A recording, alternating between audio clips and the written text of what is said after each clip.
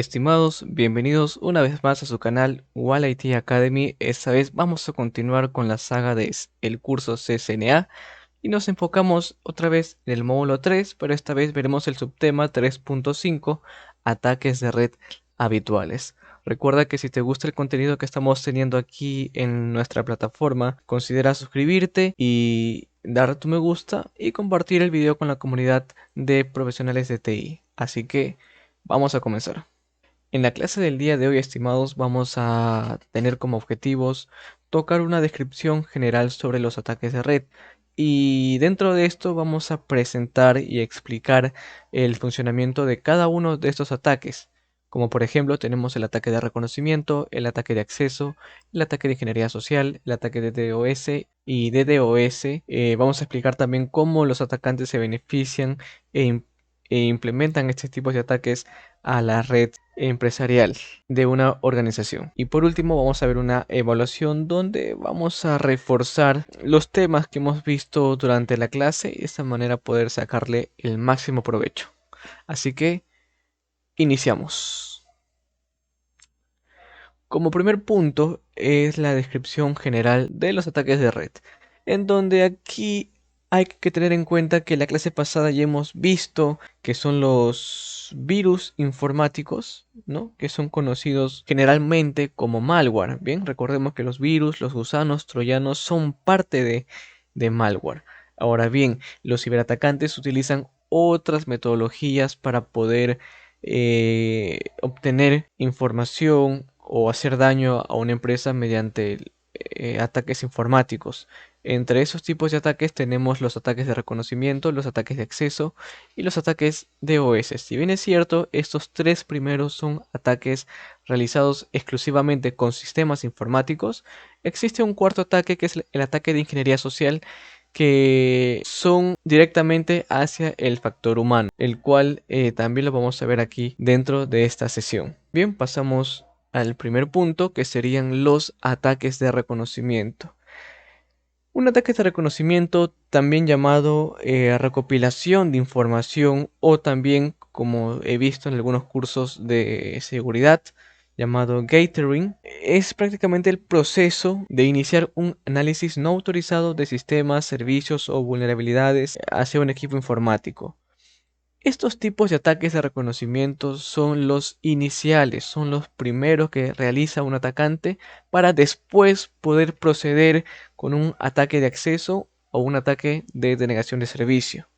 Ahora bien, aquí en la tabla se les presenta diferentes técnicas que existen para realizar adecuadamente ataques de reconocimiento. El primero sería la consulta de información sobre una víctima en Internet. A esto también se le conoce reconocimiento pasivo.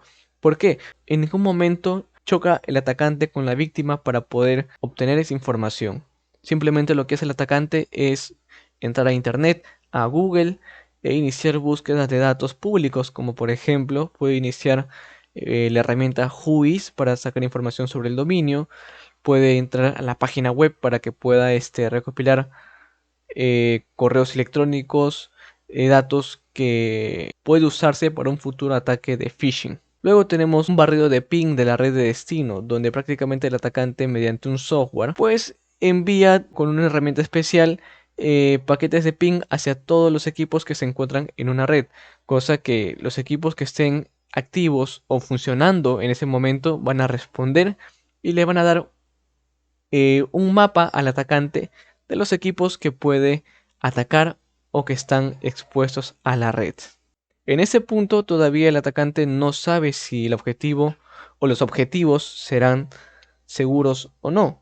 Es por eso que después de realizar un ataque de ping, lo que realiza es un análisis de puertos hacia esos objetivos que ha escaneado. Por ejemplo, a través de el análisis de puertos, que es el tercer punto, el atacante puede trabajar y descubrir información como por ejemplo si se trata de un servidor, si hay un servicio de archivos, si se está compartiendo alguna carpeta, y toda esa información se visualiza aquí. Ahora, hay herramientas que nos indican qué puertos están abiertos o qué servicios están funcionando en un sistema o en una computadora que tenemos, como por ejemplo Nmap, SuperScan, Angry IP Scanner, entre muchas otras herramientas. Por ejemplo, en Windows también tenemos la herramienta NetScan o Advanced IP Scanner. Estas son herramientas clave para todo administrador de red básicas para empezar a auditar su red. Después tenemos como siguiente técnica los escáneres de vulnerabilidades, donde prácticamente aquí se usa una herramienta especial. El atacante utiliza una herramienta capaz de consultar vulnerabilidades públicas que existen en Internet y tratar de encontrar la coincidencia adecuada para una vulnerabilidad que se encuentra en un equipo en la red. Supongamos que el atacante determina de que una versión de un paquete de servicio es obsoleto y no tiene las medidas de seguridad adecuadas. Entonces el atacante puede utilizar justamente ese servicio para poder atacar y vulnerarlo. Estas herramientas que nos permiten analizar las vulnerabilidades directamente en un equipo son el OpenBus, el Nessus, entre muchas otras herramientas que son utilizadas. Entre ellas es el Nessus, la que más se utiliza en este tipo de situaciones. Luego tenemos las herramientas de ataque, donde el actor de amenaza intenta descubrir servicios vulnerables que pueden ser explotados. Y aquí existe una gran cantidad de herramientas. Y obviamente, para que se entienda mucho mejor, la herramienta para ejecutar ataques, en la mayoría de casos, es el Metasploit. Luego hay otras herramientas como SQLMap, una herramienta de ingeniería social que es el SEED Toolkit o el Social Engineer Toolkit, entre muchas más herramientas que poco a poco iremos conociendo en este mundo de la seguridad. Aquí tenemos un ejemplo de recopilación de información, donde el atacante entra a internet, usa la herramienta Whois para analizar el dominio de cisco.com y de esta manera puede obtener información que es prácticamente pública acerca de este dominio. Como vemos ahí, en este caso tenemos el encargado del dominio, tenemos el hosting del dominio, la dirección física de la empresa, etc. Luego tenemos aquí el barrido del ping. Este barrido de ping prácticamente es donde el atacante envía paquetes ICMP request hacia todos los equipos y los equipos que están encendidos o que están activos obviamente van a responder esa solicitud ICMP. Entonces ahí el atacante determina qué host o qué equipos se encuentran encendidos o trabajando. Después de esto viene un escaneo de puertos. Suponiendo que se encuentra un servidor, el atacante analiza ese servidor y obtiene información sobre qué puertos y servicios, y como se vio ahí también en la pantalla, puede ver que tiene por ejemplo un puerto web abierto, un puerto SSH que es el puerto 22 también abierto, e inclusive tiene la versión del paquete que es un Linux OpenSSH, y así se puede detectar vulnerabilidades a través del escaneo de puertos. Ahora bien, nos toca ver los ataques de acceso. Para ser muy conciso, un ataque de acceso directamente aprovecha una vulnerabilidad, pues en servicios, software de autenticación, servicios web, etc. El propósito prácticamente de este tipo de ataque de acceso es tratar de recuperar datos, obtener acceso a un sistema operativo o simplemente escalar privilegios para obtener, en el caso de muchos atacantes, el poder de administrador o root en un sistema operativo. Estos tipos de ataques se dividen en dos. Los primeros que son ataques de contraseñas, donde el atacante intenta descubrir las contraseñas en un sistema operativo utilizando varios métodos. Entre esos métodos se encuentran los ataques por diccionarios, los ataques por fuerza bruta, utilizadas con diferentes herramientas. Una herramienta muy famosa que se utilizaba para realizar estos tipos de ataques era la herramienta John the Ripper. Ahora también tenemos en Kali Linux una herramienta conocida que sería la herramienta Crunch, que nos ayuda a elaborar diccionarios, y la herramienta Hydra, que nos ayuda a utilizar esos diccionarios para poder ingresar a un sistema. Prácticamente el ataque de fuerza bruta lo que hace es probar todas las combinaciones posibles al momento de loguearse a un sistema operativo o a una conexión ya sea SSH o Telnet. En cambio, un ataque por diccionario es donde el atacante usa un archivo de texto que contiene un montón de posibles contraseñas y estas las utiliza para tratar de colarse en el sistema e ingresar al equipo o a una conexión de un equipo mediante SSH o Telnet o un sistema con permiso de administrador. Ahora bien, un siguiente ataque que tenemos es el ataque de suplantación de identidad, donde aquí prácticamente el atacante intenta falsificar la información lógica de un equipo, como por ejemplo tratar de suplantar su IP, suplantar su dirección MAC, e inclusive tratar de suplantar un servidor de HCP. Un ataque muy interesante donde el hacker lo que hace es hacer que su máquina ejecute un servicio de HCP y que todos los clientes intenten conectarse a ese servicio, cosa que la información que le entrega este DHCP falso lo redirige a un gateway falso, que sería prácticamente el equipo del atacante, el mismo equipo, y el cual está ejecutando un analizador de protocolos o de paquetes, y de esta manera va a poder él obtener todas las credenciales que pasen mediante esa comunicación que se realiza. Todos estos tipos de ataques los vamos a poder ver en la práctica en nuestro curso de ciberseguridad aplicada, que lo pueden buscar aquí en nuestro canal de YouTube y poder aprender un poquito más en la parte práctica. Ahora bien, existen otros tipos de ataques, como por ejemplo, tenemos el ataque de confianza, que este ataque de explotación de confianza, un atacante pues utiliza los privilegios autorizados para obtener acceso a un sistema, comprometiendo a otro. Por ejemplo, si aquí el atacante quisiera ingresar al sistema A y no pudiera, lo que él puede realizar como ataque alternativo es tratar de atacar el sistema B.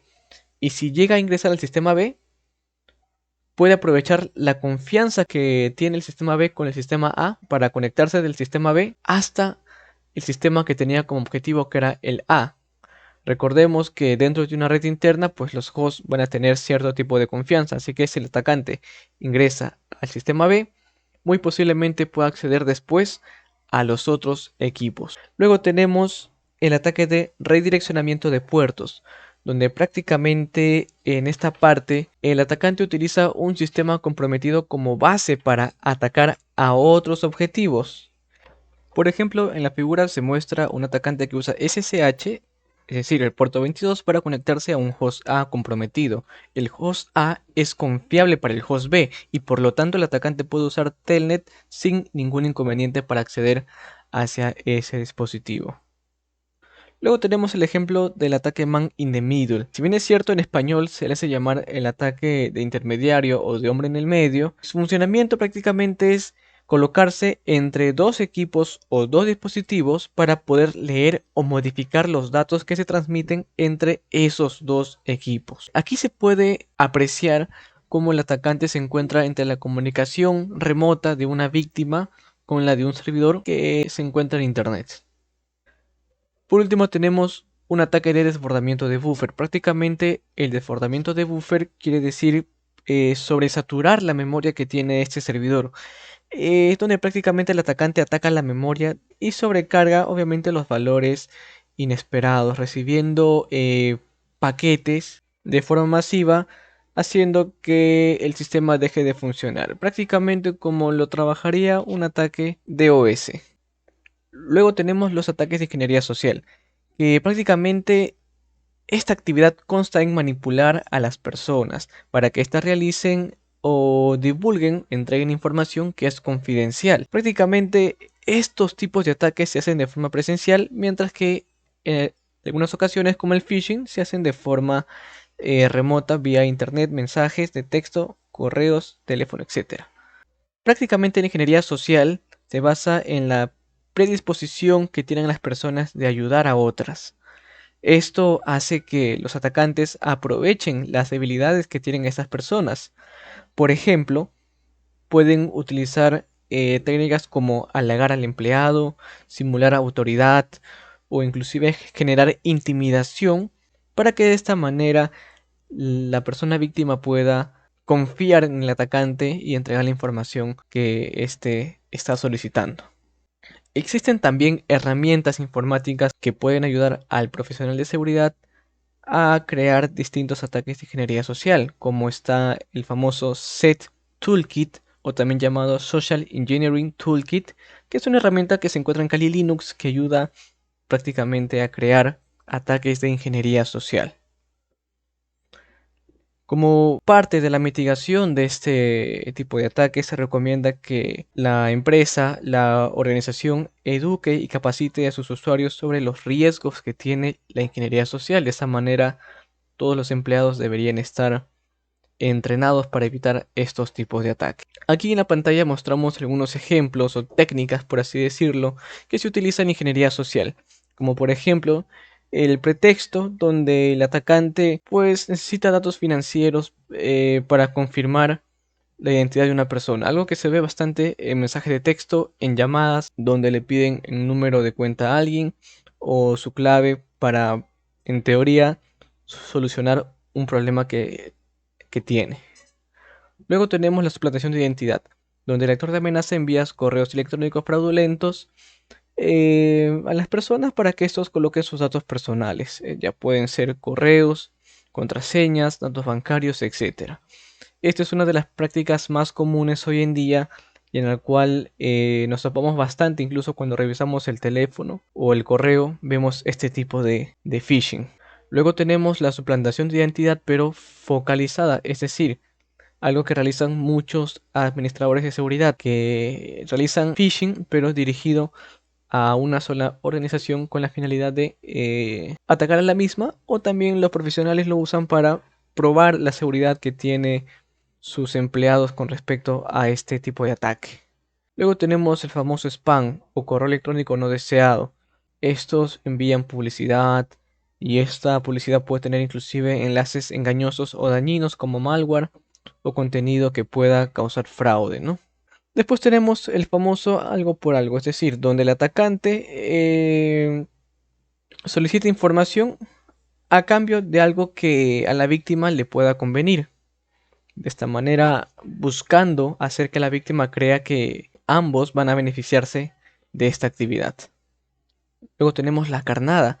Algo que también se ha visto en algunas ocasiones es que el atacante tiene una memoria USB infectada y esta la tira en un lugar de la empresa o la oficina. De esa manera, una persona que le encuentra de forma inocente o involuntaria lo conecta a su computadora e infecta el sistema. Después tenemos la simulación de identidad, donde el actor de amenaza finge ser alguien que no es para ganar la confianza de la víctima, lo que hemos visto hace un momento. Utilizar mentiras, crear autoridad, etc. Luego tenemos la infiltración o el tailgating, que es donde un atacante sigue discretamente a la víctima para saber dónde queda la ubicación de una cierta área en las cuales ellos desean realizar un ataque o conseguir información. Luego tenemos la técnica de espiar por encima del hombro, donde muchas veces aquí los atacantes simplemente bastan con mirar a un costado hacia el teclado de la persona para ver lo que está digitando. Esto también influye mucho al momento de colocar claves de 4 dígitos o claves bancarias. También puede ser un ataque que no es tan notable, no es tan fácil de detectar. Luego tenemos la inspección de basura, que es una técnica ya antigua, pero que tuvo sus repercusiones, tuvo su punto fuerte, donde el lector de amenaza lo que hacía era hurgar en la basura, husmear en la basura y tratar de encontrar información de la empresa. Muchas empresas botan información en papel hacia la basura y no tienen la costumbre de borrarlas, de destruirlas, y los atacantes aprovechan esto para ver esa información. Ahora bien, nos toca ver los ataques de ingeniería social. Es aquí donde el objetivo de este ataque DOS es prácticamente interrumpir o detener el servicio que entrega una red o un dispositivo como un servidor. Y aquí vamos a conocer dos tipos de ataque DOS. La primera es la sobrecarga de tráfico, donde el atacante envía una cantidad inmensa de datos o una velocidad que el servidor o el host no puede manejar, de tal forma que va a ralentizar su trabajo o inclusive puede llegar a detenerlo. Usualmente esto sirve con la finalidad de dejar inoperativa los procesos que se realizan en una organización.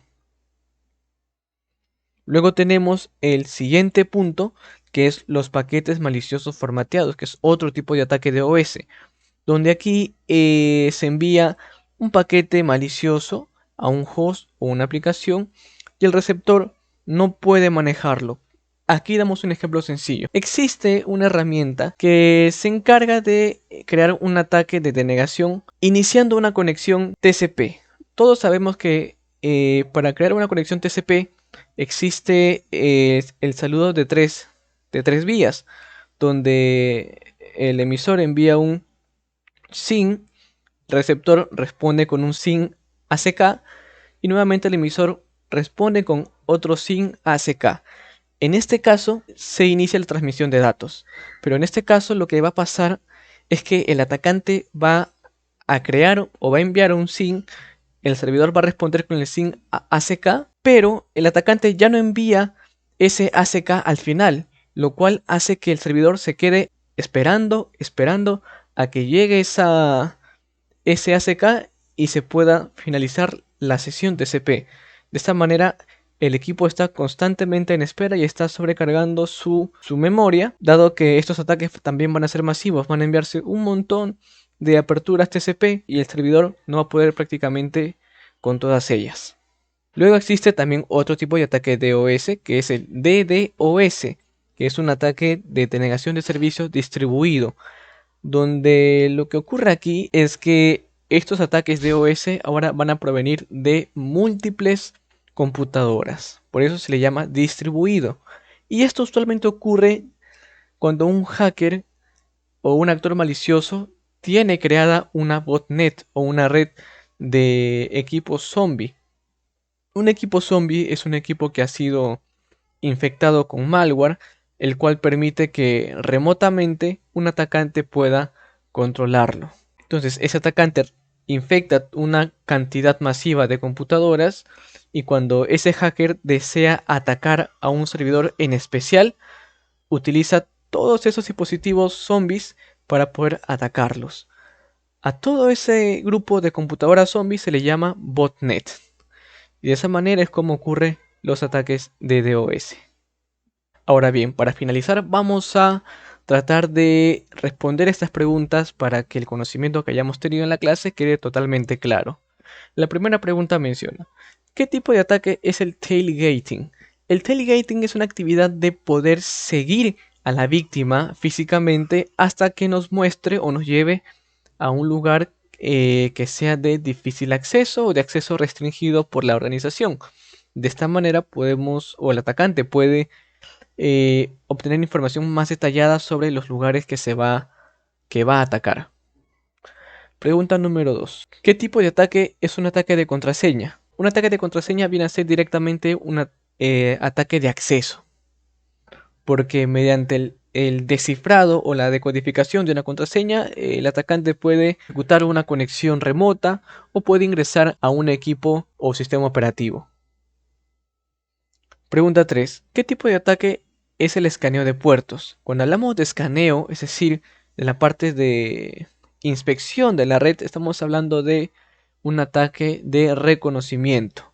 Este escaneo puede ser de barrido de ping, puede ser de puertos o escaneo de vulnerabilidades. Por lo tanto, este escaneo de puertos entra como ataque de reconocimiento. Pregunta número 4. ¿Qué tipo de ataque es el hombre en el medio, o man in the middle por sus siglas en inglés?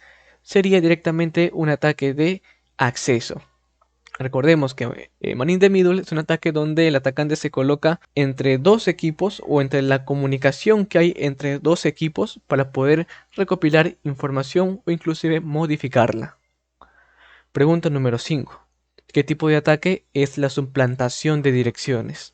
Directamente cuando escuchamos la palabra suplantación, estamos hablando de un ataque de acceso, ya sea suplantación de IP, suplantación de dirección MAC o inclusive suplantación de un servidor de DHCP. Y bien, estimados, espero que el video le haya sido útil y sobre todo que hayan aprendido algo nuevo en esta sesión.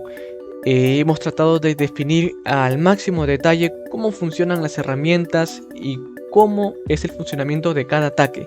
Ahora, con lo que hemos conocido en esta clase, vamos a poder adecuadamente mitigar estos tipos de ataque.